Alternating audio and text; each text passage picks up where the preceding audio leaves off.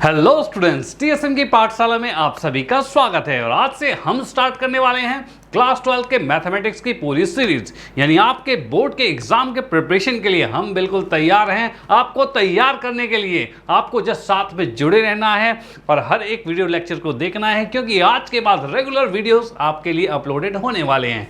यानी कि हर एक चैप्टर के सभी कॉन्सेप्ट को आप देखोगे यहाँ पर, और साथ ही साथ उसके मोस्ट इंपॉर्टेंट क्वेश्चन जो कि आपके एग्जाम में आने के बहुत ज़्यादा चांसेस होते हैं, वो भी यहाँ पर प्रिपरेशन के लिए आप देख सकते हो, समझ सकते हो और प्रैक्टिस कर सकते हो। डन। तो आपका जस्ट काम ये है कि साथ में जुड़े रहना और प्रैक्टिस करते जाना। और अगर आपने ऐसा कर लिया तो आप अपने मैक्सिमम मार्क्स यानी कि भाई 100% तक पहुंच सकते हो। तो उसके लिए साथ में आपको जस्ट जुड़े रहना होगा और इस चैनल को सब्सक्राइब कर लेना और अपने फ्रेंड सर्कल में जरूर शेयर कर देना, जिससे उनको भी इसका फ़ायदा मिल पाए। तो करते हैं सेशन को स्टार्ट और देखते हैं क्या होने वाला है आज। तो भाई आज ये कुछ होने वाला है कि आज क्लास 12 के चैप्टर नंबर 1 यानी रिलेशन एंड फंक्शन के सभी कॉन्सेप्ट को हम क्लियर करने वाले हैं। यानी आज के इस लेक्चर में हम रिलेशन फंक्शन के कॉन्सेप्ट को क्लियर करेंगे। और concept is a power. Power है कॉन्सेप्ट। पावर कॉन्सेप्ट मतलब यानी कि ये है कि अगर आपको कॉन्सेप्ट क्लियर हो जाते हैं तो इसका मतलब आपके सामने किसी भी टाइप का कैसा भी घुमावदार क्वेश्चन आ जाए, आप उसको चुटकियों में सॉल्व कर पाओगे। तो क्या ऐसा करना चाहते हो? तो भाई इसके लिए आपको लेक्चर को आखिर तक ज़रूर देखना होगा कि सभी कॉन्सेप्ट एकदम बारीकियों से आपको समझ में आ जाए। भाई एकदम बारीकियों से, बेसिक लेवल से एडवांस तक हम लेके जाएंगे पूरा बिल्कुल क्रिस्टल क्लियर के साथ। तो भाई इसके लिए आपको जुड़े रहना होगा। और हम देखते हैं भाई आज इसके भाई जो रिलेशन फंक्शंस के कॉन्सेप्ट में क्या क्या बातें हैं और कैसे इसको बड़े इजीएस्ट वे में हम समझने वाले हैं। ओके, तो करते हैं सेशन को स्टार्ट। तो सबसे पहले हम इसके इंट्रोडक्शन के बारे में देखेंगे, भाई रिलेशन एंड फंक्शन के इंट्रोडक्शन। तो भाई पहले ये जानेंगे रिलेशन क्या है, फंक्शन क्या है। ठीक है, तो रिलेशन की बात की जाए तो यानी क्या होता है रिलेशन? संबंध। भाई किसी एक का दूसरे के साथ संबंध होता है, और वो संबंध कैसा होगा? भाई रियल लाइफ में होता है ना, भाई बहन का संबंध होता है, मम्मी पापा का होता है, भाई बाप बेटे का होता है, और भी बहुत से संबंध होते हैं। बाकी आप तो इंटेलिजेंट हो, आपको पता ही है संबंध कैसे कैसे होते हैं। ठीक है, बट यहाँ पर जो संबंध है क्या ये वैसा ही है? तो भाई है तो संबंध वो ही, लेकिन इसको रिप्रेजेंट करने के लिए कुछ मैथमेटिक्स तरीका चाहिए। और वो तरीका क्या है भाई? किस अकॉर्डिंग हम उसको दिखा पाएंगे, शो कर पाएंगे, भाई क्या है? तो उसके लिए हमें नॉलेज होनी चाहिए सेट्स की, जो कि था क्लास 11th में पहला चैप्टर सेट्स। भाई जिसको नहीं आता वो थोड़ी सी कहते हैं ना, थोड़ा सा रिवाइज ज़रूर कर लेना उसको। तो भाई उसके बाद ये इसके कॉन्सेप्ट बिल्कुल टच आप कर पाओगे। ओके, और यहाँ पर कुछ चीज़ें मैं और रिवाइज करवा दूंगा, कोई दिक्कत वाली बात नहीं। और इसकी फुल वीडियोज़ के लिए यानी सेट्स के पूरे लेक्चर्स के लिए आप क्लास 11th की एक वीडियो ज़रूर देख लेना, उसमें भी पूरा कॉन्सेप्ट उसका आपके लिए भाई प्रस्तुत है वहाँ पर। तो भाई आप बस उसको देख लेना, मज़ा आ जाएगा। बाकी हम यहाँ पर करवाने वाले हैं रिलेशन एंड फंक्शन में सेट्स का कैसे यूज़ होने वाला है, किस तरीके से सेट बहुत इंपॉर्टेंट है और सेट होता क्या है, इसकी जानकारी भी आपको मिलने वाली है यहाँ पर। ओके, तो करते हैं इसको स्टार्ट सेशन को, वे देखते हैं क्या है। तो भाई यहाँ पर सबसे पहले हम जानेंगे सेट्स था क्या। सेट था क्या, थोड़ा सा रिवाइज कर लेते हैं। तो सेट की बात करें, सेट हमारे पास था collection of all well defined element, वो भी डिफरेंट। यानी कि हमने जाना था कोई भी एलिमेंट्स जो होते हैं, वो जो वेल डिफाइंड एलिमेंट होते हैं, उनके कलेक्शन को क्या कहा जाता है? भाई सेट्स कहा जाता है। फॉर एग्जांपल जैसे वोवल्स की बात करें तो वो क्या होते हैं? तो भाई ए ई आई ओ यू, यानी कि मैं एक सेट यहाँ पर लिखता हूँ, मैंने ए सेट लिख दिया जो कि वोवल्स हैं, ए ई आई ओ यू। भाई ये एक सेट हमने सामने लिख दिया आपके। ठीक है, क्या ये वेल डिफाइंड है? तो भाई बिल्कुल वेल डिफाइंड है ये तो। ठीक है भाई, ए ई आई ओ यू ये वेल डिफाइंड है। डन। तो भाई ये वेल डिफाइंड है तो हम इसके कलेक्शन को एक सेट कह सकते हैं। ओके, इसी तरीके से क्या होता है कि भाई कोई भी एलिमेंट जैसे ऐसा हो जाए कि हम कहें टॉप 10 बैट्समैन, भाई टॉप 10 बैट्समैन, क्रिकेट बैट्समैन जो हैं वो कौन से हैं। ठीक है, तो भाई इसमें क्या होता है कि ये कंफर्म नहीं है। भाई आज हो सकता है कोई दूसरा प्लेयर अच्छा खेले, कल कोई दूसरा प्लेयर अच्छा खेलेगा, भाई ऐसा हो जाता है। यानी कन्फ्यूजन वाली बात है, वेल डिफाइंड नहीं है, यूनिवर्सल ट्रूथ नहीं है कि भाई भाई एक बंदा है वही सबसे अच्छा खेलता है तो वही खेलेगा हमेशा। भाई ऐसा नहीं, उससे बढ़कर भी एक भी आ सकते हैं। ठीक है, तो ये यूनिवर्सल ट्रूथ नहीं होता, लेकिन यहाँ पर जो हम देख पा रहे हैं ये यूनिवर्सल ट्रूथ है। ओके, जब यूनिवर्सल ट्रूथ यहाँ पर हो रहा है तो इसका मतलब ये सेट बन रहा है। यानी कि सेट क्या है? Collection of well defined distinct object. अलग अलग ऑब्जेक्ट जो हैं, एलिमेंट जो हैं, वो भी वेल डिफाइंड है तो उसको हम सेट कहते हैं। इतनी सी बात सेट में थी। ठीक है, डन।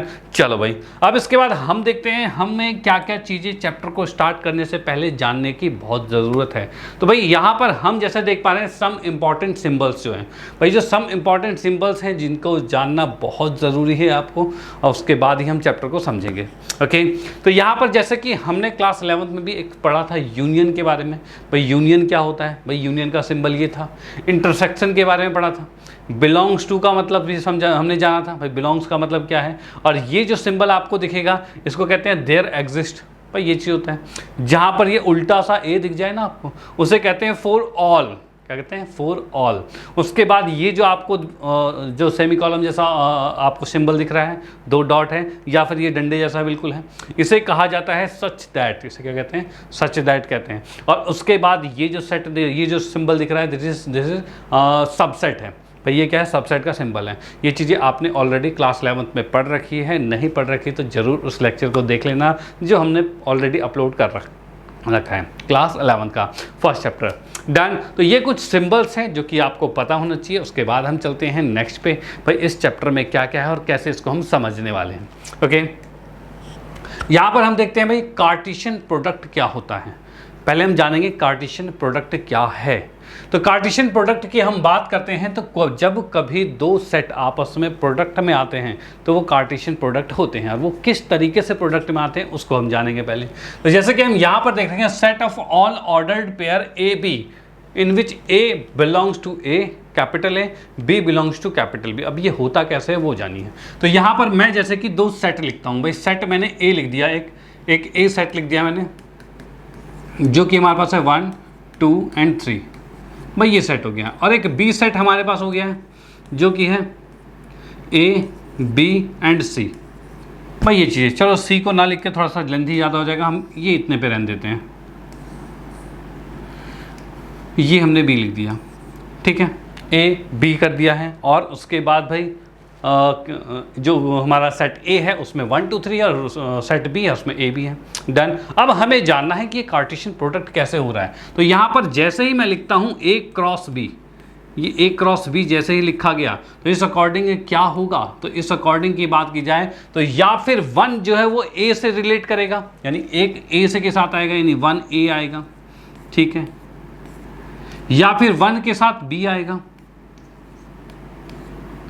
या फिर हम कह सकते हैं 2 के साथ ए आएगा, या 2 के साथ बी आएगा, या 3 के साथ ए है और 3 के साथ बी आएगा। भाई तो हम यहां पर देख पा रहे हैं 1 2 3 4 5, 1 2 3 4 5 6, भाई 6 आ गए टोटल, ठीक है भाई। तो यहां पर हम देख पा रहे हैं ए क्रॉस बी जो आया, यानी कि जो 2 सेट्स थे हमारे पास ए और बी, इसका कार्टेशियन प्रोडक्ट जो आया है वो कुछ इस तरीके का आया है। यानी कि हम यहाँ पर देख पा रहे हैं कि एक सेट हमारे पास ये था जो कि 1 2 3 है, दूसरा सेट हमारे पास ये है जो कि ए एंड बी है। तो यहाँ पर हम कहते हैं 1 ए से भी रिलेट हो सकता है, 1 बी से भी हो सकता है, 2 ए से भी हो सकता है, 2 बी से भी हो सकता है, 3 ए से भी हो सकता है, 3 बी से हो सकता है। इन टोटल पॉसिबिलिटीज़ हमने यहाँ पर लिखी है। तो यहाँ पर उसके अकॉर्डिंग ए और बी जो 2 सेट हैं उनका कार्टेशियन प्रोडक्ट ये आ गया आपके सामने। डन, कोई दिक्कत नहीं। अब यहाँ पर हम देखते हैं कि इसका, भाई इसमें हम देखेंगे नंबर ऑफ एलिमेंट कितने होंगे।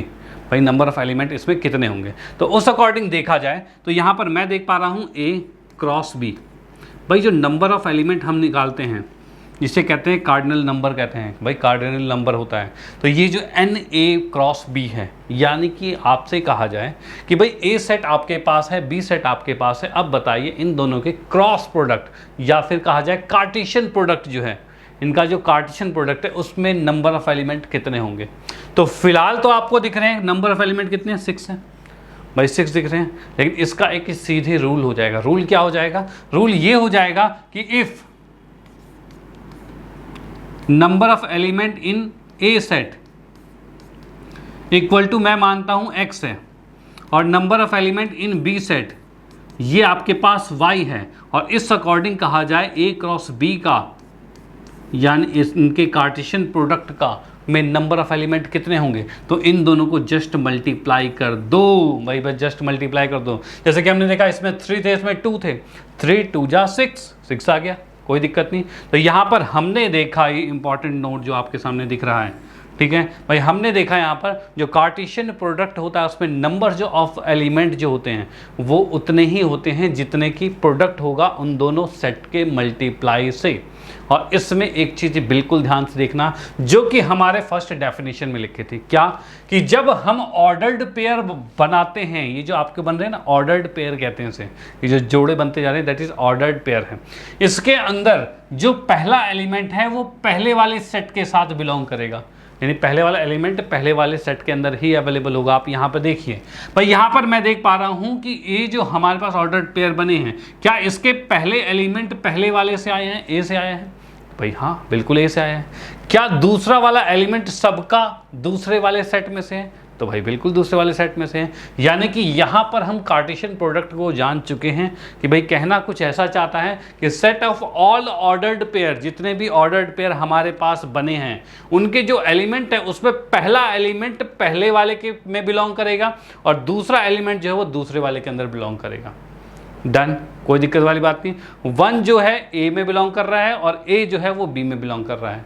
ओके, तो ये कुछ बात है जो कि कार्टेशियन प्रोडक्ट के बारे में है। और यहीं पर हमने कार्डिनल नंबर भी जान लिया कि भाई नंबर ऑफ एलिमेंट जो है कार्टेशियन प्रोडक्ट में कितने होते हैं। ओके, आप इसका स्क्रीनशॉट लीजिए। चलते हैं नेक्स्ट पे और देखते हैं आगे क्या है। हाँ जी, नेक्स्ट की हम बात करते हैं। नेक्स्ट हमारे पास है रिलेशन। क्या है रिलेशन, होता क्या है? रिलेशंस की बात करें तो रिलेशंस हमारे पास, देखो यहाँ तक अभी तक जो हमने समझा वो कुछ ये था कि हमें बेसिक पता होना चाहिए, उसके बाद ही हम स्टार्टअप कर पाएंगे चैप्टर में है क्या।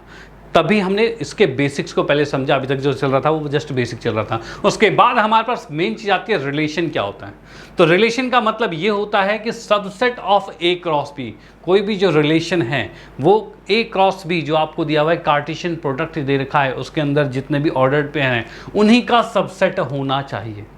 अगर उनका सबसेट है तब वो रिलेशन है, अदरवाइज नहीं होगा। डन, यानी कि इससे पहले वाले हमने जो देखा था, ये देखा भाई ये कुछ हमारे पास सारे एलिमेंट आ रखे हैं। अगर मैं कोई एक सेट लेता हूँ या कोई भी एक सेट लेता हूँ वो इसके अंदर बिलोंग कर रहा है, वो इसके अंदर बिलोंग कर रहा है, इनके कार्टेशियन प्रोडक्ट के अंदर बिलोंग कर रहा है, तभी हम कहेंगे कि वो इसके साथ रिलेटेड है। अदरवाइज कोई रिलेशन ही नहीं है। भाई इसमें बिलोंग करेगा तभी रिलेटेड है, अदरवाइज रिलेटेड ही नहीं है। डन, तो यही चीज़ हमारे पास। तो यहाँ पर हम देख पा रहे हैं subset of A cross B. A cross B जो है उसके जो भी सबसेट होंगे वही आपके रिलेशंस कहलाएंगे। डन, कोई दिक्कत वाली बात नहीं। तो यहाँ पर जैसे कि मैं लिख देता हूँ फिर से अगेन, कुछ चीज़ें और बता देंगे हम यहाँ पे। तो यहाँ पर जैसे कि ए हमने देखा था 1 2 3 है और बी सेट जो हमारे पास है वो था ए और बी। वहीं हम देख पाते हैं कि भाई ए क्रॉस बी कितना आ गया था हमारे पास, यानी कि ए और बी का हमारे पास कार्टेशियन प्रोडक्ट। तो ये 1A है भाई, पहला ऑर्डर पेयर ये बना। दूसरा ऑर्डर पेयर क्या है भाई, तो 2 और A है। फिर तीसरा ऑर्डर पेयर है, हम क्या करते हैं 1 1 के साथ पूरी चीज़ लेके चलते हैं। यानी भाई 1 के साथ A है, फिर 1 के साथ B कर दिया हमने, फिर उसके बाद 2 के साथ A है और फिर 2 के साथ B कर दिया हमने, ठीक है। और फिर 3 के साथ A है एंड 3 के साथ B आ गया, ठीक है। ये चीज़ आ गया। डन, कोई दिक्कत वाली बात नहीं। तो यहाँ पर हम एक बात तो समझ चुके हैं कि भाई number of element in A cross B कितने होंगे, जिसे हम कहते हैं एन ए बी का, ए क्रॉस बी कहा जाता है।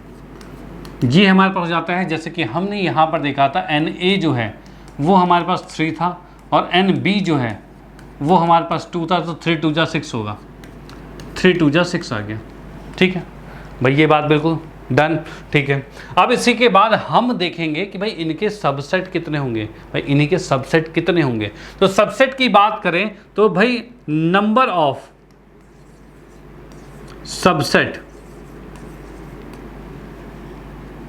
Of A cross B, A cross B के नंबर ऑफ सबसेट कितने होंगे, भाई नंबर ऑफ सबसेट कितने होंगे ए क्रॉस बी के, वो जानना है हमें। तो उसके लिए एक सीधा फॉर्मूला था, क्या कि भाई 2 की पावर, क्या 2 की पावर क्या होगी, तो 2 की पावर होगी number of element in the Cartesian product, जो कि आपके ऑर्डर पेयर बने हुए थे उसके अंदर कितने नंबर ऑफ एलिमेंट हैं।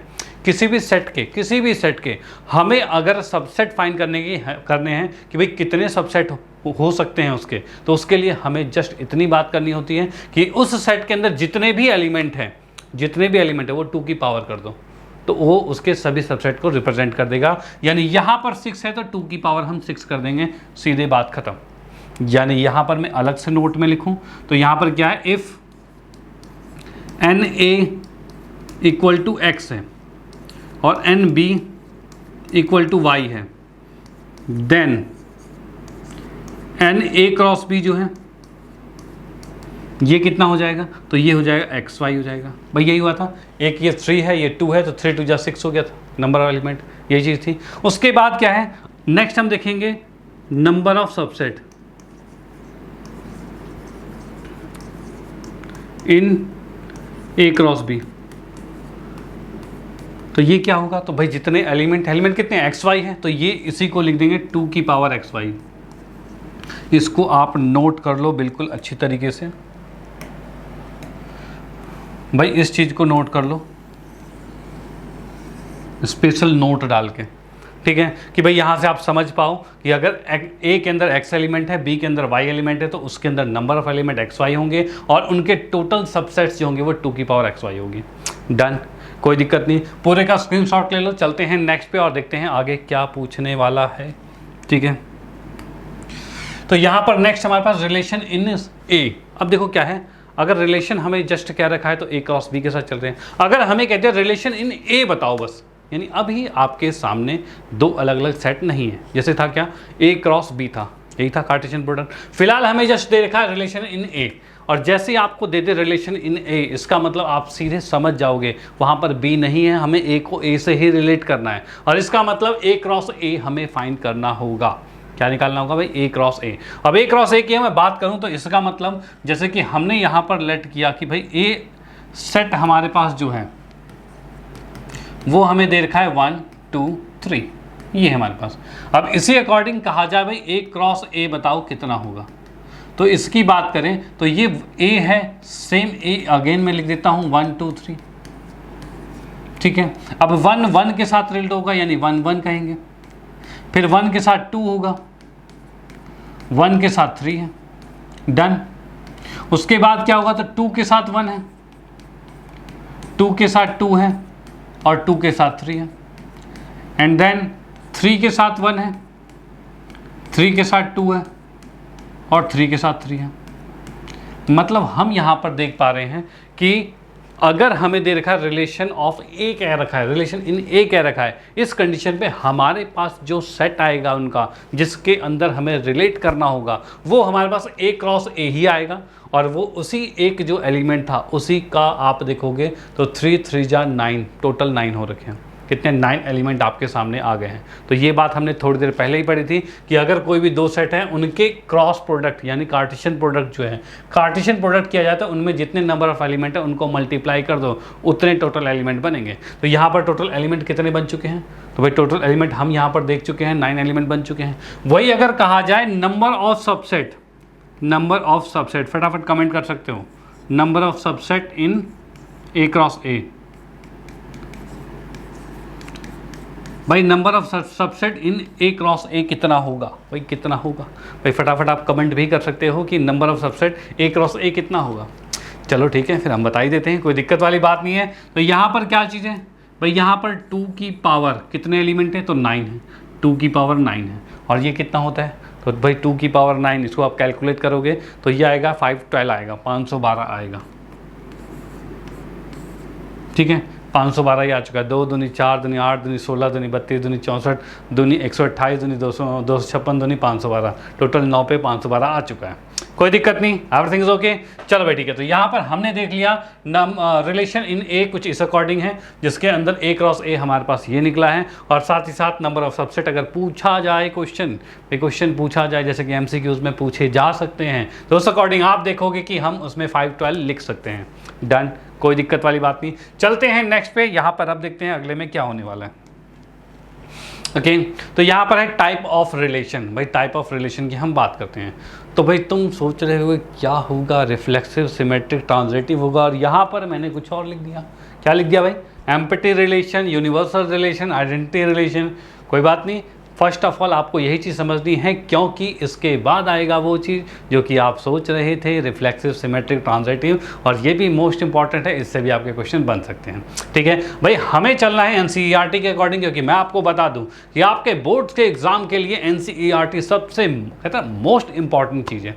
अगर एनसीईआरटी आपकी सब कुछ सही से आपने पढ़ी है, एक एक लाइन बाय लाइन बढ़िया से पढ़ी है, तभी आप इसमें 100 मार्क्स तक अपने आप को सोच सकते हो, समझ सकते हो। जस्ट पास होना है फिर तो आप कुछ भी पढ़ लो, ठीक है, जस्ट पास होना है। तो अगर आपको चाहिए भाई पूरे मार्क्स चाहिए, हर कहीं से कुछ नहीं छूटना चाहिए, तो उसके लिए सबसे पहले तो एनसीईआरटी खत्म करो, उसके बाद आपको करने पड़ेंगे एक्स्ट्रा क्वेश्चंस की प्रैक्टिस, जो कि हम भी प्रोवाइड करते रहेंगे। बाकी आप कोई बुक खरीद कर भी प्रैक्टिस कर सकते हो। डन। तो ठीक है, फिर यहाँ पर हम सबसे पहले देखते हैं एम्पटी रिलेशन क्या होता है, यूनिवर्सल रिलेशन क्या होता है, और उसके बाद आइडेंटिटी रिलेशन क्या होता है। ओके तो चलो भाई ठीक है। तो भाई सबसे पहले हम देखते हैं एम्पटी रिलेशन। नाम से ही दिख रहा है, नाम से क्या दिख रहा है, ऐसा रिलेशन कुछ में कुछ भी रिलेट करे ही ना, दैट इज फाई, ऐसा कुछ हो जाएगा। तो यहाँ पर हम चलते हैं नेक्स्ट पे। नेक्स्ट हमारे पास है एम्पटी रिलेशन, और ये एम्पटी रिलेशन क्या कह रहा है, तो ये कह रहा है रिलेशन आर, कोई भी रिलेशन आर रिलेशन है इन सेट ए के अंदर हम रिलेट करवा रहे हैं उसको, called empty relation if no element of A is related to any element of A. यानी कि यहाँ पर हम देखेंगे अगर एक दूसरे से रिलेट नहीं कर रहा, एक का कोई भी नंबर दूसरे रिलेशन के अंदर रिलेशन के अकॉर्डिंग नहीं आ रहा, तो उस कंडीशन में हम क्या करेंगे कि भाई वो एम्पटी रिलेशन शो करेगा। दैट इज हम यहाँ पर कहते हैं आर जो रिलेशन जो है वो, उसमें फाई जो है वो सबसेट है किसका, ए क्रॉस ए का। यानी ए क्रॉस ए में कुछ भी नहीं आ रहा, क्या आ रहा है भाई, फाई आ रहा है, यानी कुछ भी नहीं आ रहा। अगर ऐसी कंडीशन आती है तो हम उसे कह सकते हैं एम्पटी रिलेशन। क्या कहेंगे भाई, एम्पटी रिलेशन। डन। इसका एक एग्जांपल लेते हैं जिससे ज़्यादा अच्छा हमें समझ में आ पाएगा। ठीक है भाई, एक एग्जांपल लेते हैं जिससे बहुत अच्छा समझ में आएगा। तो यहाँ पर मैंने देखा कि भाई एक हमारे पास सेट दे रखा है, ए सेट, जो कि है 1 2 एंड 3। ठीक है भाई, 1 2 3 हमें दे रखा है। डन। चलो भाई ठीक है। अब उसके बाद इसने रिलेशन कुछ ऐसा दे रखा है कि रिलेशन आप ये बताओ कि हमारे पास इसके अंदर ए बी, जिसमें हम कहेंगे a minus B equal to में 8। ओके, और साथ में a बिलोंग्स टू a या फिर b भी, दोनों तो इसी में बिलोंग कर रहे हैं।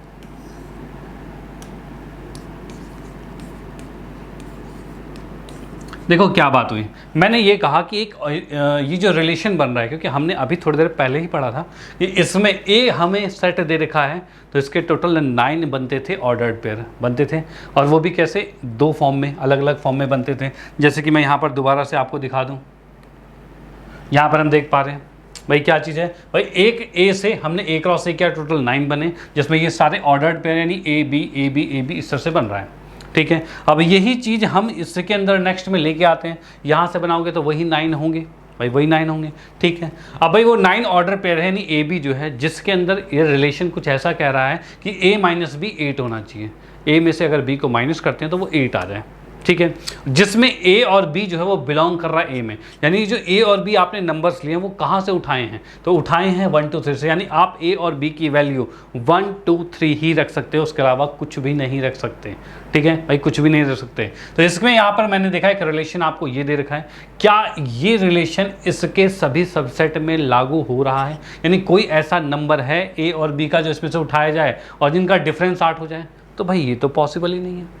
अगर मैं देखूं भाई डिफरेंस की बात देखूं मैं, तो यहाँ पर 1 में से 1 गया, भाई डिफरेंस मतलब माइनस कर रहे हैं, तो 1 में से 1 गया 0, इसमें क्या 1 आ सकता है, 3 में से 1 गया 2, ये इसका डिफरेंस 1 है 0 है, इस तरह से करते करते कहीं भी 8 तो नहीं दिख रहा भाई, कहीं 8 नहीं दिख रहा कि भाई इनका डिफरेंस 8 आ जाए।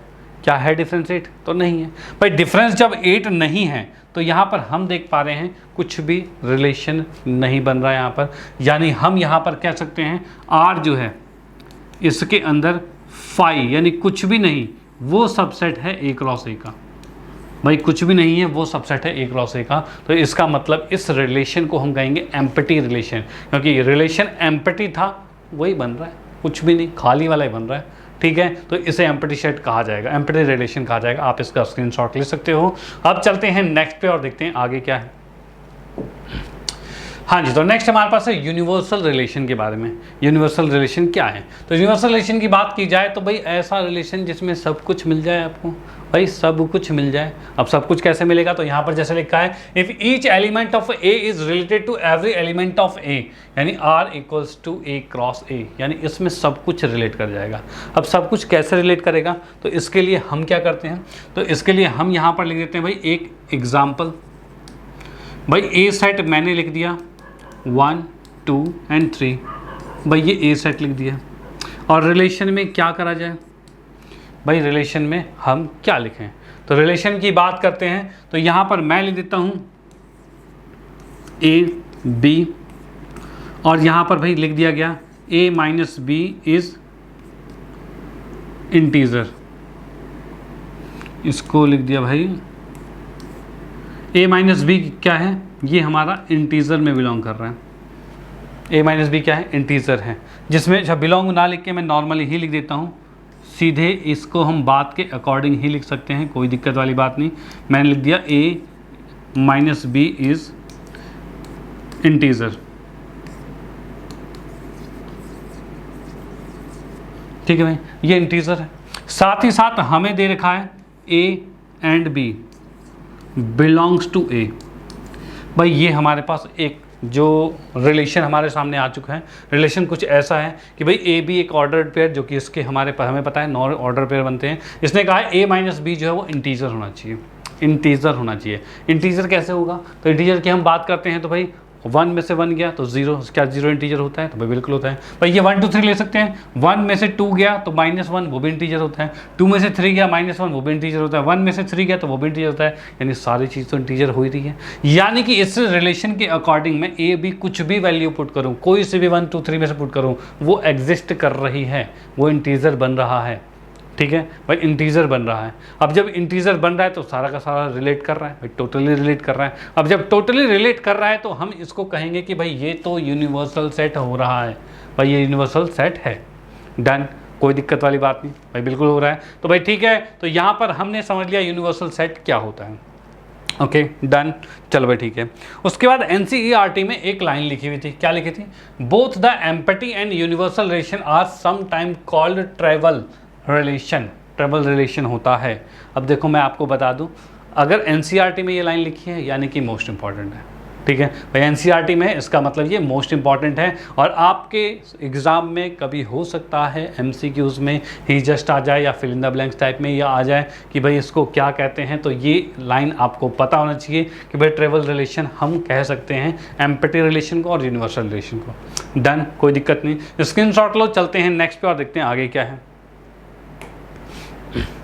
आगे हमारे पास आता है आइडेंटिटी रिलेशन। हम देखते हैं आइडेंटिटी रिलेशन के बारे में। तो भाई आइडेंटिटी रिलेशन क्या होता है? भाई आइडेंटिटी रिलेशन क्या होगा? तो भाई आइडेंटिटी का मतलब ये होता है कि सेम टू सेम आ जाए, ठीक है, यानी जो आप इनपुट करते हो वही आउटपुट में आपके सामने आ जाए। भाई जो आप उसमें डालोगे, मतलब कि आपने अगर 1 डाला तो 1 ही आंसर में आ जाए। तो ये चीज़ क्या होता है? तो इसे कहा जाता है हमारा identity relation. Okay, for example again जैसे कि मैं ए सेट लिखता हूँ जो कि हमारे पास है 1 2 एंड 3। डन, 1 2 3 है। अब इसके अंदर आइडेंटिटी रिलेशन का मतलब कुछ ऐसा आ रहा है कि ये ऐसा होना चाहिए, ए बी जो है इसके अंदर a इक्वल टू बी होना चाहिए, ठीक है, और किसके अंदर a and b belongs to a है। भाई ये चीज़ आ रहा है। डन, तो क्या ऐसा हो रहा है कि a इक्वल टू बी आ जाए? तो भाई यहाँ पर मैं देखता हूँ कि अगर इन दोनों का रिलेशन करा जाए तो जो 9 एलिमेंट हमारे आए थे, क्या उसमें 1 1 2 2 एंड 3 3 क्या ये अवेलेबल था? क्या ये चीज़ें अवेलेबल थी उसके अंदर जो हमने देखा था? एक बार चेक कर लेते हैं। यहाँ पर देखिए, यहाँ पर हम देख पा रहे हैं भाई 1 1 भी अवेलेबल है, 1 1 भी अवेलेबल है, 2 2 भी है और 3 3 भी है। 1 1 2 2 3 3 तीनों एलिमेंट अवेलेबल हैं। जब इक्वल चीज़ें आपको दिख रही हैं यानी कि ये रिलेशन आइडेंटिटी रिलेशन बन रहा है, तो बिल्कुल शो कर रहा है, आइडेंटिटी रिलेशन शो कर रहा है। यानी कि अगर जितने भी वैल्यू आप पुट करते हो 1 यानी कि फर्स्ट एलिमेंट जो होता है वो सेकंड एलिमेंट के इक्वल हो जाए, सेम हो जाए, तो उसे हम आइडेंटिटी रिलेशन कहते हैं। डन, कोई दिक्कत नहीं है। चलो भाई ठीक है, चलते हैं नेक्स्ट पे। तो भाई नेक्स्ट हमारे पास क्या है तो उसको देख लेते हैं भाई। यहाँ पर हमने हम कहाँ तक पहुँच गए थे? तो यहाँ पर हमने जैसा कि अभी आइडेंटिटी रिलेशन को फिनिश कर दिया है। ये बात आपके समझ में आ गई होगी। फटाफट थम्स अप जरूर कर देना कि भाई आइडेंटिटी रिलेशन आपके बिल्कुल समझ में आ चुका है। ओके, चलो तो चलते हैं नेक्स्ट पे और देखते हैं आगे की बात कि भाई आगे क्या होने वाला है। तो आगे की बात हम जैसे कि देख रहे हैं यहाँ पर, तो यहाँ हमारे पास है मोस्ट इंपॉर्टेंट टॉपिक अब रिफ्लेक्सिव, सिमेट्रिक एंड ट्रांजिटिव। ठीक है भाई, रिफ्लेक्सिव, सिमेट्रिक, ट्रांजिटिव रिलेशंस जो हैं इसके बारे में आपको बताने जा रहा हूँ। और आपको मैं बता दूँ ये रिलेशन जो है ये मोस्ट इंपॉर्टेंट है, क्योंकि इस पर एग्जाम में क्वेश्चन आना तो बिल्कुल कहते हैं ना अनिवार्य है, कंपलसरी, भाई आएगा ही आएगा। ठीक है, तो भाई इनमें ये देख लेना, ये रिफ्लेक्सिव, सिमेट्रिक, ट्रांजिटिव, इससे रिलेटेड क्वेश्चंस आपके बनते ही बनते हैं। तो आपको ये टॉपिक भी बिल्कुल अच्छी तरह से आना चाहिए और बिल्कुल आएगा। बस आप ये वीडियो देखते रहिए, अपने आप सब चीज़ें बिल्कुल क्लियर हो जाएगी। तो यहाँ पर हम जैसे कि देख रहे हैं, सबसे पहले हम देखेंगे रिफ्लेक्सिव के बारे में कि रिफ्लेक्सिव क्या कहता है। तो रिफ्लेक्सिव कहना कुछ ऐसा चाह रहा है कि भाई अ रिलेशन, कोई भी एक रिलेशन है, किस में रिलेशन है? In a non empty set A. भाई कोई नॉन एम्प्टी सेट ए है, उसका रिलेशन, देखो नॉन एम्प्टी सेट मतलब ऐसा कोई सेट नहीं लेना जिसमें जो खाली हो, भाई ऐसा सेट लेना जिसमें कुछ ना कुछ एलिमेंट तो हो। ठीक है, तो यानी इसीलिए कहा गया है कि नॉन एम्प्टी सेट होना चाहिए। अब उसमें रिलेशन कर रहा है, is said to be reflexive. ये रिफ्लेक्सिव तब होगा जब इसका ऑर्डर्ड पेयर सेम एग्जिस्ट कर जाए। यानी ए पुट किया आपने तो ए ही आंसर आपका आ रहा है। भाई ए रखते हो तो यही आपका आंसर, नहीं जो भी सेम वैल्यू आप रखते हो वही सेम वैल्यू आपके सामने आ जाए। और कब? Exist for every value of A belongs to A. यानी इस ए रिलेशन जो सेट ए के अंदर हमने देखा था, हमने सेट ए के एलिमेंट्स को चुनेंगे, ठीक है, और उसको रख के सेम आंसर आएगा।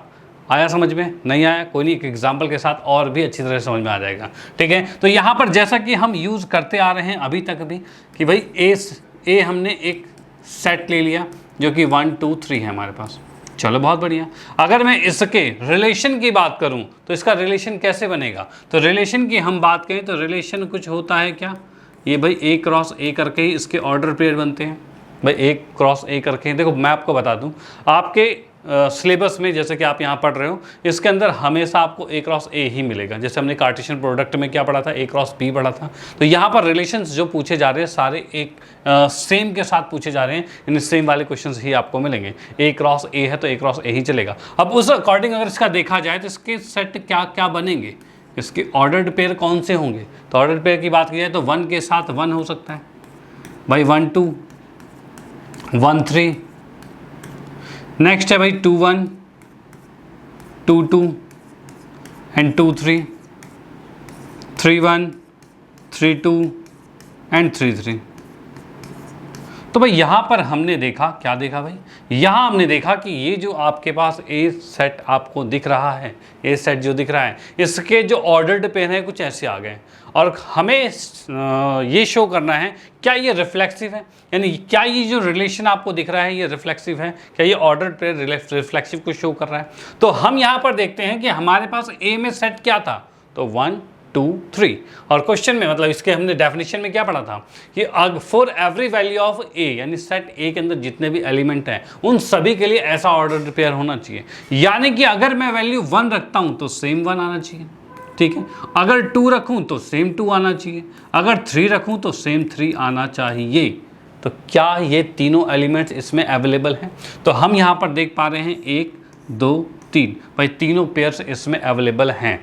अब तीनों पेयर्स इसमें अवेलेबल हैं, इसका मतलब ये रिलेशन फिलहाल क्या शो कर रहा है? रिफ्लेक्सिव शो कर रहा है।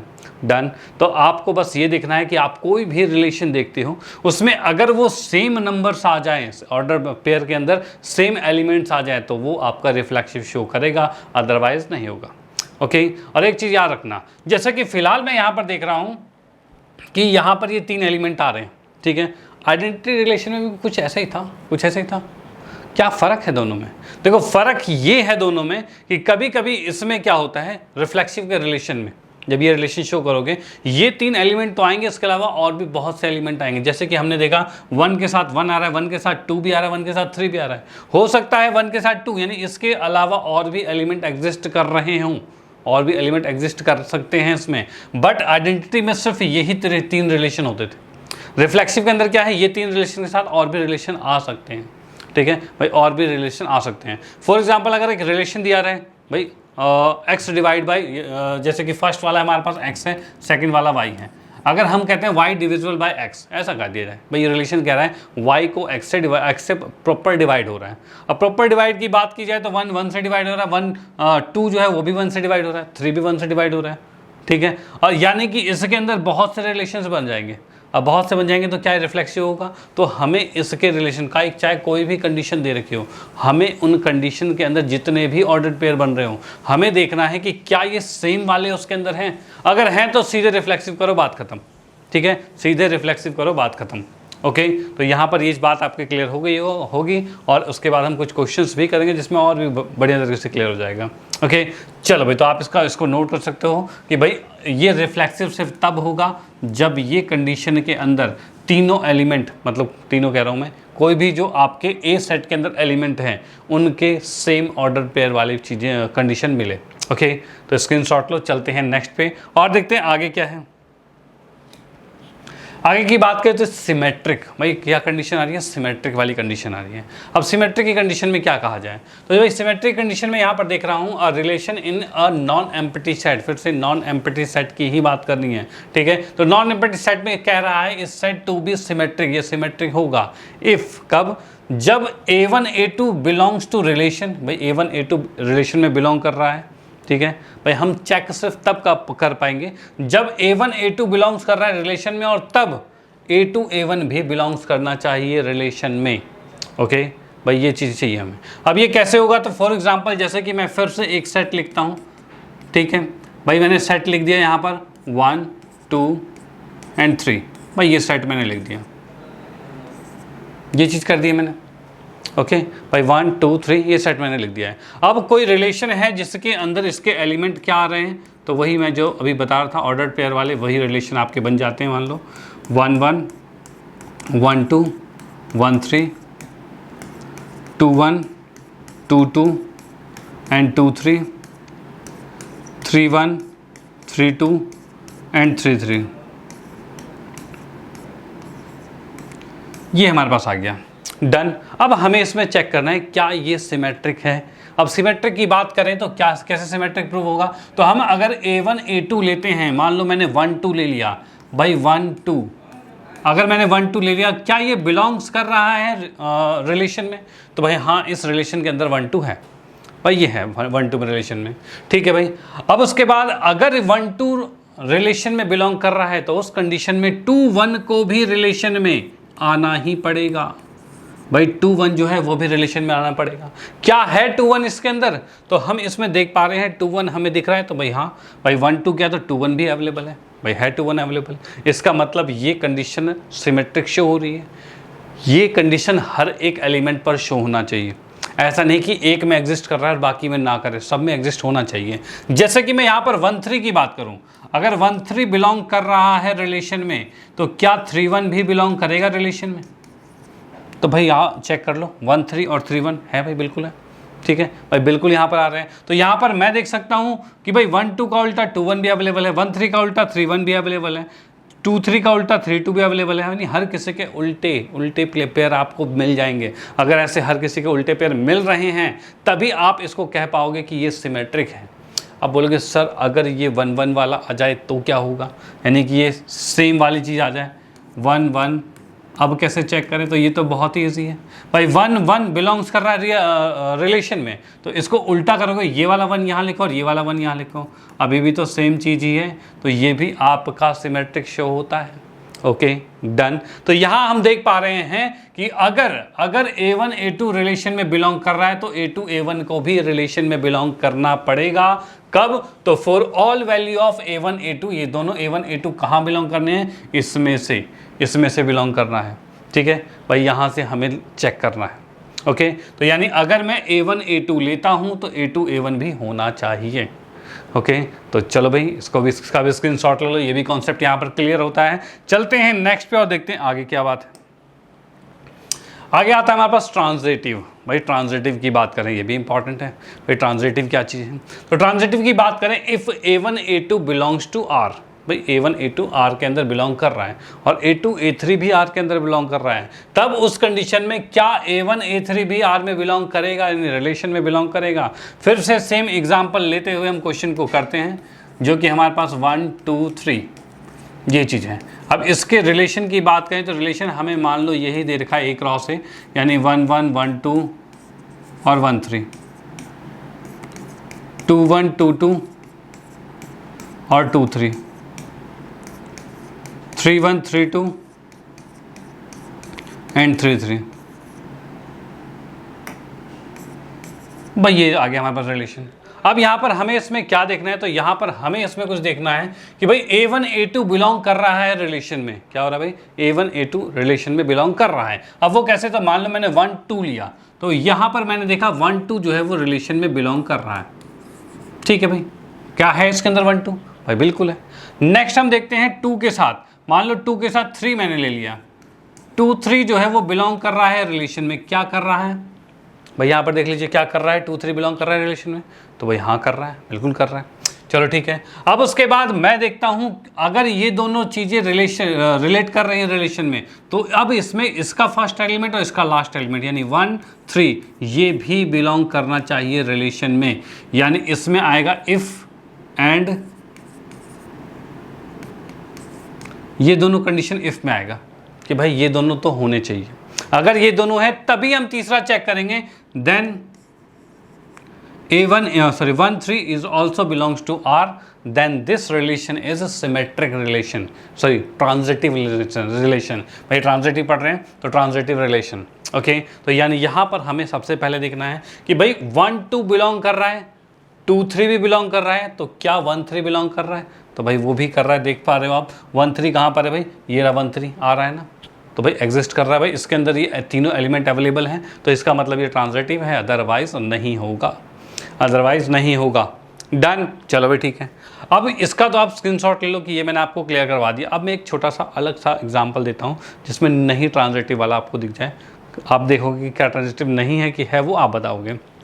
ओके, तो चलो भाई यहाँ पर मैं कुछ ऐसा लिखता हूँ कि 1 2 2 3, हाँ मैंने मान लो इसको इरेज कर दिया, इस वाले को इरेज कर दिया, ठीक है। नहीं इसको इरेज नहीं करेंगे, इसको रहने दो। हम यहाँ पर क्या करते हैं 2 3, इसको इरेज कर दिया, इसको इरेज कर दिया, भाई इतनी चीज़ें हमने इरेज कर दी हैं, ठीक है। ये एलिमेंट रिलेशन के अंदर है, मान लो कि यही एलिमेंट रिलेशन के अंदर है।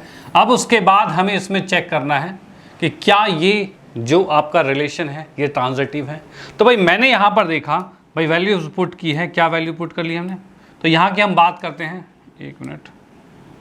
यहाँ पर जैसे कि मैंने 1 2 रखा और ये बिलोंग कर रहा है कहाँ पर भाई, 1 2 जो है वो बिलोंग कर रहा है किसके अंदर, रिलेशन के अंदर। चलो ठीक है। उसके बाद मैं चाहता हूँ 2 3 रखना, क्या ये बिलोंग कर रहा है रिलेशन के अंदर, एक बार चेक करके मुझे बताओ, क्या 2 3 रिलेशन में बिलोंग कर रहा है।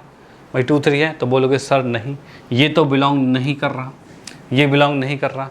अगर आपके पास ऐसी कंडीशन आ जाए कि जो दो शुरू की गिवन कंडीशन थी वही ना मिले आपको, भाई क्या होता है, इसको ट्रांजिटिव शो करने के लिए पहले दो कंडीशन तो आपको होनी, आपकी दी हुई है, क्वेश्चन में दिया हुआ ही रहेगा, और अगर उसमें से नहीं दे रखा तब क्या होगा। तो जैसे कि मैंने देखा A1 A2 बिलोंग्स कर रहा है और A2 A3 बिलोंग नहीं कर रहा है, भाई नहीं कर रहा। भाई यहाँ इसके अकॉर्डिंग भाई 1 2 मैंने किया, चलो ठीक है। 2 3 किया तो क्या 2 3 बिलोंग कर रहा है, नहीं कर रहा 2 3 बिलोंग, और अगर 2 3 बिलोंग्स नहीं कर रहा तो हम इसके रिलेशन को आगे चेक ही नहीं करेंगे, क्योंकि जब ये 2 3 ही अवेलेबल नहीं है तो 1 3 तो रहेगा ही नहीं, भाई ये भी रहेगा नहीं, ठीक है। और ये रह जाए चाहे नहीं रहे कोई फ़र्क नहीं पड़ता, बस आपको देखना है क्या कि भाई ये शुरू की दो कंडीशन फॉलो कर रही है कि नहीं, और अगर वो नहीं फॉलो कर रही है तो वहाँ यहाँ पर बच्चे मिस्टेक कर जाते हैं, वो सीधे कह देते हैं कि ये ट्रांजिटिव नहीं है। लेकिन ऐसा नहीं होता, अगर गिवन कंडीशन ही आपको दी रहे कि उसी में मिसिंग है, गिवन कंडीशन वाली ही सेटिस्फाई नहीं हो रहा, तो ये आप सीधे इसको लिख दोगे कि ये ट्रांजिटिव है। भाई क्या ये ट्रांजिटिव है, यानी इसको कहोगे इट इज ट्रांजिटिव। डन, भाई ये ट्रांजिटिव है, कंफर्म हो गया। यानी अगर शुरू के दो ही आपके सेटिस्फाइड ना हो रहे हो तो कुछ मेहनत करने की ज़रूरत ही नहीं, सीधे लिखो ट्रांजिटिव है। Okay done.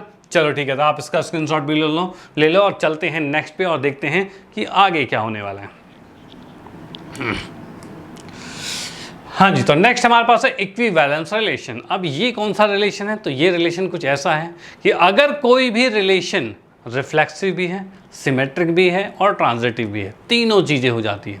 ठीक है, रिफ्लेक्सिव, सिमेट्रिक, ट्रांजिटिव तीनों चीज़ें अगर एग्जिस्ट करती हैं तो उस रिलेशन को हम कहते हैं इक्विवेलेंस रिलेशन। जैसे a relation R in set A is said to be an equivalence relation if R is reflexive, symmetric and transitive।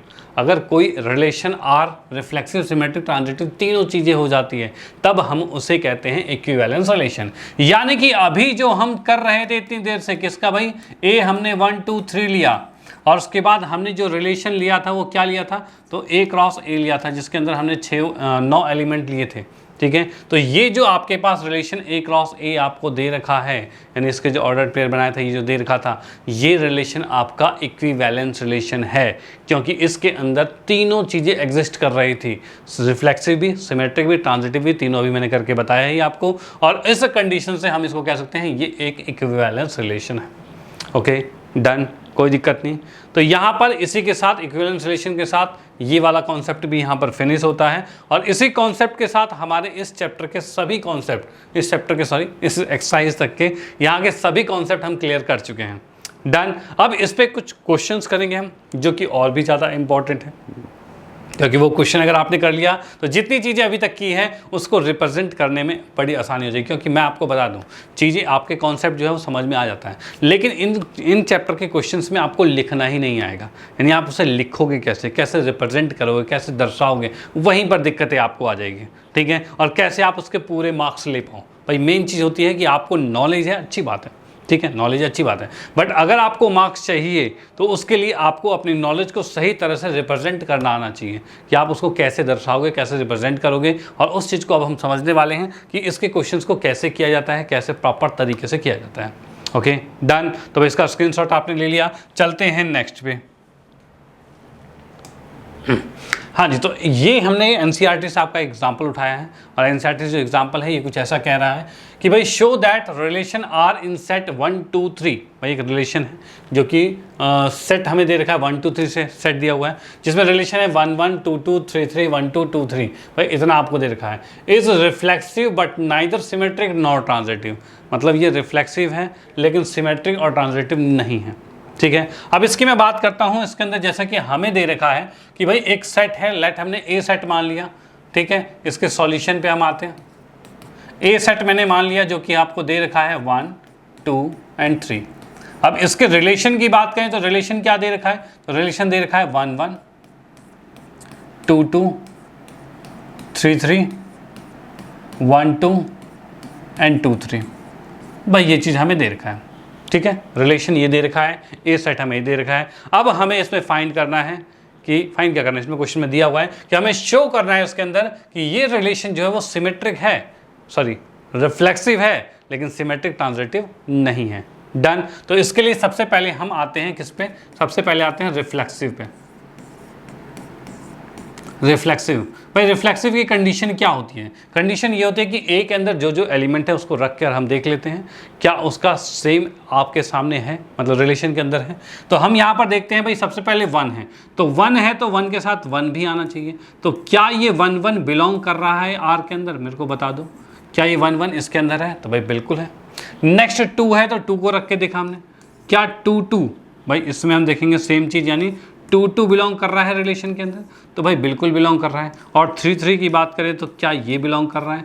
तो भाई बिल्कुल बिलोंग कर रहा है। तीनों चीज़ें इसमें अवेलेबल हैं। इसका मतलब हम इसे कह सकते हैं क्या कि भाई इट इज रिफ्लेक्सिव।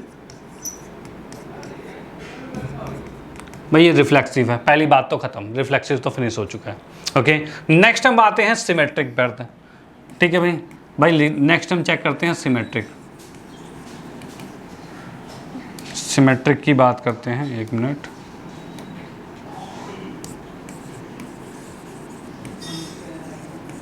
भाई सिमेट्रिक की अगर मैं बात करता हूँ यहाँ पर, भाई सिमेट्रिक में क्या होगा, तो उसके अंदर हम चेक करते हैं क्या, तो भाई सबसे पहले हम लेते हैं 1 2, तो भाई मैंने 1 2 लिया, ठीक है भाई 1 2 ले लिया।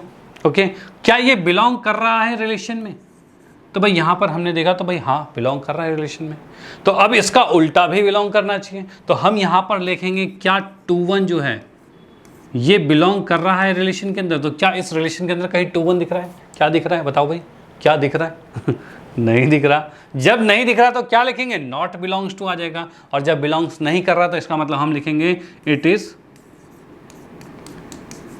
Not symmetric.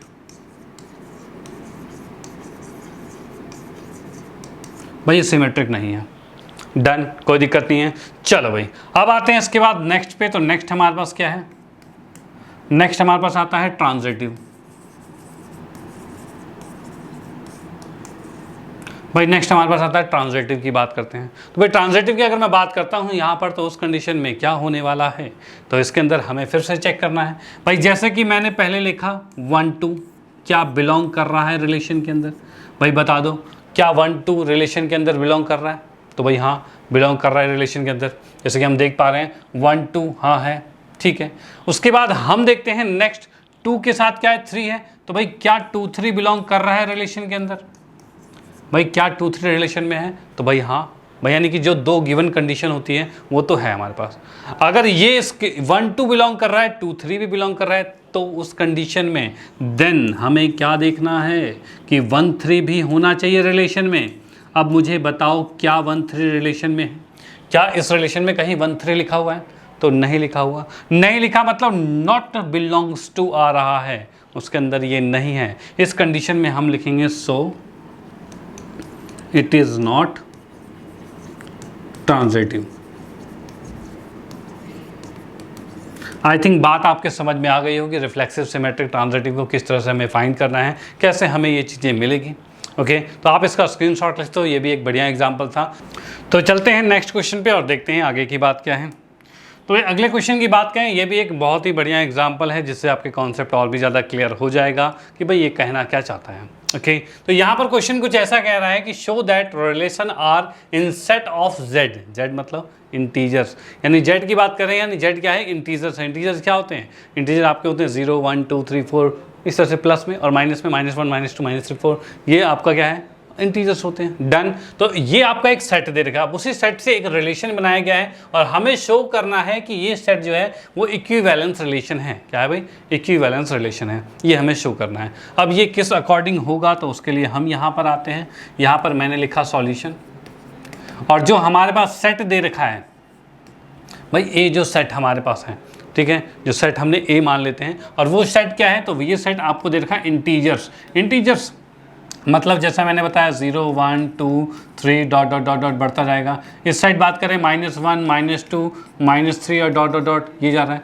तो यही आपका इंटीजर्स है। चलो ठीक है, रिलेशन कुछ ऐसा दे रखा है हमें, क्या दे रखा है, ए बी और 2 डिवाइड्स, भाई 2 डिवाइड कर रहा है a माइनस बी को। भाई ये एक रिलेशन दे रखा है जो कि आपका सेट बिल्डर फॉर्म में है। कैसा भाई, सेट बिल्डर फॉर्म में स्टेटमेंट तौर पे आपको दिया हुआ है, जो कि आपका एक सेट बिल्डर फॉर्म दे रखा है। अब इसके अकॉर्डिंग हमें देखना है क्या ये जो रिलेशन है ये इक्विवेलेंस रिलेशन शो कर रहा है। इक्विवेलेंस यानी इसका मतलब ये रिफ्लेक्सिव भी होना चाहिए, सिमेट्रिक भी होना चाहिए और ट्रांजिटिव भी होना चाहिए, तीनों चीज़ें होनी चाहिए। ओके तो भाई ये कैसे होगा, तो सबसे पहले हम इसमें चेक करेंगे फर्स्ट क्या, रिफ्लेक्सिव। भाई सबसे पहले हम चेक करेंगे रिफ्लेक्सिव की बात करें,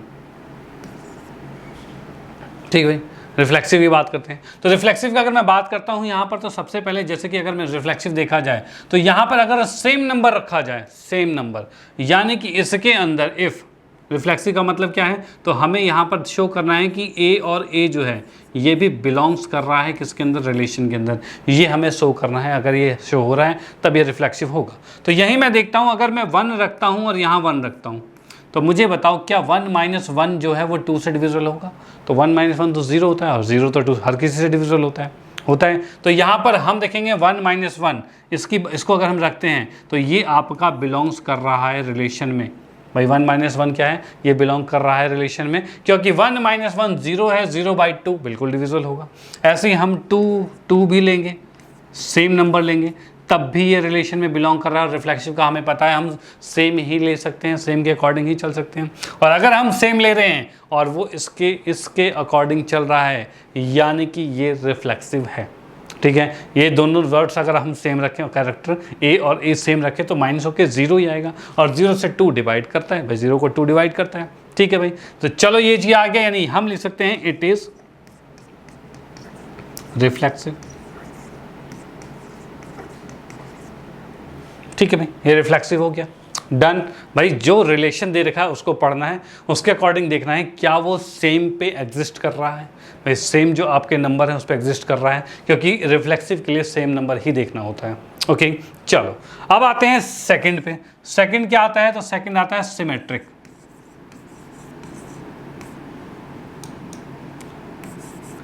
भाई सिमेट्रिक की बात करते हैं, तो सिमेट्रिक की अगर मैं बात करता हूं तो इसके अंदर मुझे लेना पड़ेगा क्या? तो सिमेट्रिक हम A1 A2 कहते थे, फिर A2 A1, ये जो भी नंबर लेते हैं उसका उल्टा और सीधा दोनों समय होना चाहिए। अब देखो इसके अंदर क्या है, अगर मैं 1 2 लेता हूं, देखो फर्स्ट वाला तो गिवन होना चाहिए कि भाई ये सेटिस्फाई हो ही रहा है। तो 1 2 लेते हैं, तो 1 - 2 कितना होगा? तो भाई -1/2 डिवाइड नहीं हो रहा, लेकिन रिलेशन ने कहा है रिलेशन में बस वही आएंगे जो डिवाइड होते हैं, बस वही चाहिए इसे। तो यानी कि इसके अंदर हम 1 2 नहीं ले सकते, हम क्या लेंगे? 1 3 लेना पड़ेगा हमें। भाई 1 3 हमने ले लिया, भाई जो रिलेशन ने दिया है, कहा है, वही एलिमेंट तो उसके अंदर आ सकते हैं ना। भाई 1 इसने तो कह ही रखा है कि वो 2 से डिविजिबल होने चाहिए, और 2 से डिविजिबल 1 - 2 तो हो ही नहीं सकता, तो वो इस रिलेशन में तो है ही नहीं। ठीक है, तो हम वो लेंगे जो इस रिलेशन में है। तो 1 3 ले लिया हमने, 1 में से 3 गया, 2 बचा, और 2 से डिवाइड हो जाता है। भाई -2 बचा ना, -2 को 2 से डिवाइड किया तो वो हो जाता है। अगर वो हो जाता है यानी कि ये रिलेशन में है।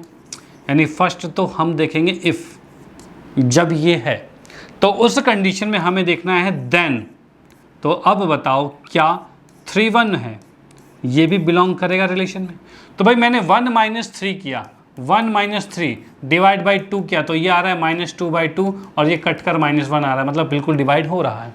सेकंड की हम बात करते हैं यहाँ पर, तो अगर मैं 3 - 1 लेता हूँ तो ये आ रहा है 2/2, और ये भी डिवाइड होकर 1 आ रहा है। मेन चीज़ क्या है? डिविजिबल होना चाहिए। तो क्या डिविजिबल है? तो भाई बिल्कुल डिविजिबल है, यहाँ पे भाई डिविजिबल हो रहा है यहाँ पे। तो हमने यहाँ पर देखा कि डिविजिबल है, तो ये चीज़ें हो चुकी है, बिल्कुल कोई दिक्कत वाली बात नहीं है। तो यहाँ पर हम इसको कहेंगे it is symmetric, it is symmetric relation, symmetric relation, ये चीज़ आ जाएगा। डन, कोई दिक्कत वाली बात नहीं। चलो भाई ठीक है, तो यहाँ पर हम इसको करते हैं आगे की ओर। भाई इसको करा इरेज। हाँ जी, तो नेक्स्ट की हम बात करते हैं। अगला हमारे पास क्या आता है? तो अगला हमें चेक करना है ट्रांजिटिव के बारे में, क्या ट्रांजिटिव रिलेशन भी एग्जिस्ट कर रहा है। तो उसके लिए क्या हम देखेंगे? तो यहाँ पर ट्रांजिटिव के लिए देखा जाए, ट्रांजिटिव के लिए मैं देखता हूँ, तो उसके लिए मुझे यहाँ पर दिख रहा है सबसे पहले मुझे लेना होगा कोई ऐसा नंबर जो एग्जिस्ट कर रहा है। तो क्या 1 3 एग्जिस्ट कर रहा है? तो भाई बिल्कुल कर रहा होगा 1 3 एग्जिस्ट। भाई 1 - 3 ये डिविजिबल होता है 2 से। डन। अब मैं देखता हूँ 3 के साथ 3 5, क्या ये बिलोंग कर रहा है रिलेशन के अंदर? तो 3 5 क्या ये बिलोंग करता है? तो भाई हाँ 3 5 भी बिलोंग करता है। चलो ठीक है। अब देखो जब ये दो कंडीशन फॉलो कर रही है तब हमें लास्टली चेक करना होता है क्या 1 5 भी इसमें एग्जिस्ट कर रहा है। तो 1 5 की अगर मैं बात करता हूँ तो 1 - 5, देखो इसके अंदर क्या है, मैं लिखता हूँ भाई 1 - 5/2, क्या ये 2 से डिविजिबल है? तो भाई बिल्कुल -4/2 है, तो ये कट कर -2 आ रहा है। ठीक है, आ रहा है, यानी कि ये बिलोंग कर रहा है। अब बिलोंग कर रहा है इसका मतलब ये ट्रांजिटिव है, यानी कि हम कह रहे हैं ये रिलेशन में बिलोंग कर रहा है, और हम इसे कहेंगे it is transitive. Done, it is transitive. Okay, तो भाई आप इसका भी स्क्रीनशॉट ले लो। ये क्वेश्चन भी यहाँ पर समाप्त होता है, और इससे भी आपको समझ में आ गया होगा रिफ्लेक्सिव, सिमेट्रिक, ट्रांजिटिव किस अकॉर्डिंग कर रहे हैं। ओके डन, चलो ठीक है। ओके, तो इसी के साथ हम करते हैं आज रिलेशन को यहाँ पर फिनिश, यानी कि रिलेशन के सभी कॉन्सेप्ट को हम समझ चुके हैं। यानी रिलेशन से रिलेटेड कोई भी क्वेश्चन आता है तो उसको एटलीस्ट हम समझ पाएंगे कहना क्या चाहता है, क्या चीज़ें। ओके और इसके मोस्ट इंपॉर्टेंट क्वेश्चन कुछ हैं उसको भी आगे हम सीरीज में लेके आएंगे, साथ में बने रहना। और आज हमारा रिलेशन के बारे में हमने टोटली कॉन्सेप्ट को क्लियर कर लिया है। नेक्स्ट क्लास में हम फंक्शन को क्लियर करने वाले हैं, तो नेक्स्ट क्लास को भी जरूर ज्वाइन करना, वो भी जरूर देखना है। ओके और अपने फ्रेंड सर्कल में शेयर कर देना जिससे उनको भी इसका फायदा मिल पाए, क्योंकि हम कर रहे हैं बेहतरीन तरीके की तैयारी और अपने मार्क्स को करने वाले हैं एकदम मैक्सिमम, यानी हम 100% तक जा सकते हैं। तो इसके लिए आपको साथ में बने रहना है, हर एक कॉन्सेप्ट को क्लियरली समझना है, उस पर प्रैक्टिस करनी है और उसके बाद तो मज़ा आ ही जाएगा। ओके तो करते हैं आज की क्लास को फिनिश, मिलते हैं नेक्स्ट क्लास में इसके second part relation and function के सेकंड पार्ट में, और उसमें पढ़ेंगे फंक्शन के बारे में। Okay bye, thank you.